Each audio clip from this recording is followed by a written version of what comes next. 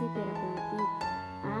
Unsur-unsur terapeutik. Yang pertama, keramahan. Yang kedua, penggunaan nama dalam komunikasi terapeutik.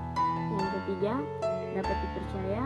Keempat, otonomi dan tanggung jawab. Dan yang terakhir, kelima, asertif tegas. B.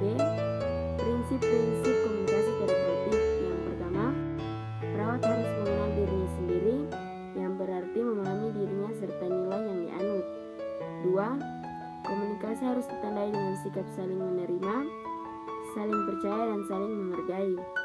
Ketiga, perawat harus memahami, menghayati nilai yang dianut klien. Keempat, perawat harus menyadari pentingnya kebutuhan pasien, baik fisik maupun mental. Kelima, mampu menentukan batas waktu yang sesuai dan dapat mempertahankan konsistennya. Keenam, memahami betul arti simpati sebagai tindakan yang terapeutik dan sebaliknya simpati bukan tindakan terapeutik. Ketujuh, kejujuran dan komunikasi terbuka merupakan dasar dari hubungan terapeutik. Kedelapan, perawat harus menciptakan suasana yang memungkinkan pasien bebas berkembang tanpa rasa takut. Kesembilan, berpegang pada etika dengan cara berusaha serapat mungkin keputusan berdasarkan prinsip kesejahteraan manusia. Dan yang terakhir 10, bertanggung jawab dalam dua dimensi, yaitu bertanggung jawab terhadap orang lain tentang apa yang dikomunikasikan.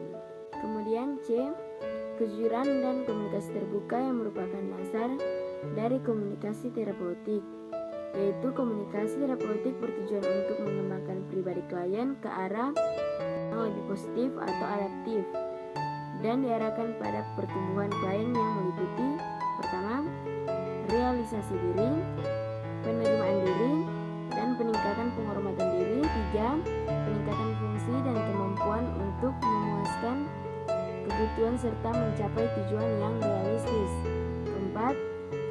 Rasa identitas personal yang jelas dan peningkatan integritas diri. Identitas personal di sini termasuk status, peran, dan jenis kelamin. Kemudian D, sikap perawat dalam komunikasi terapeutik, yaitu yang pertama, berhadapan. Artinya dari posisi ini adalah saya siap untuk Anda. Kedua, mempertahankan kontak mata. Kontak mata pada level yang sama berarti menghargai klien dan menyatakan keinginan untuk tetap berkomunikasi. Kemudian ketiga, membungkuk ke arah klien. 4. Mempertahankan sikap terbuka, tidak melipat kaki dan tangan, menunjukkan keterbukaan untuk berkomunikasi.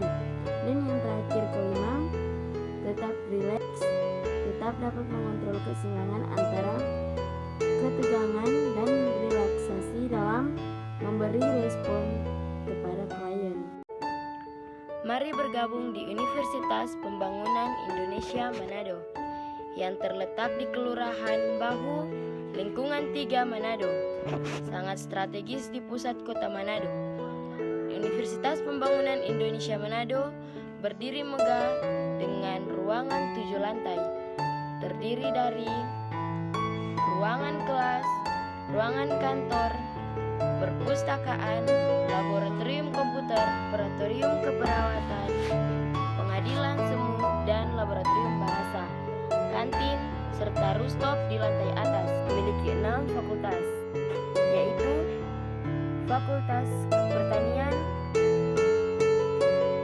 Fakultas Hukum, Fakultas Teknik Elektro, Fakultas Fisip Ilmu Politik, Fakultas Sastra Inggris, dan Fakultas Keperawatan.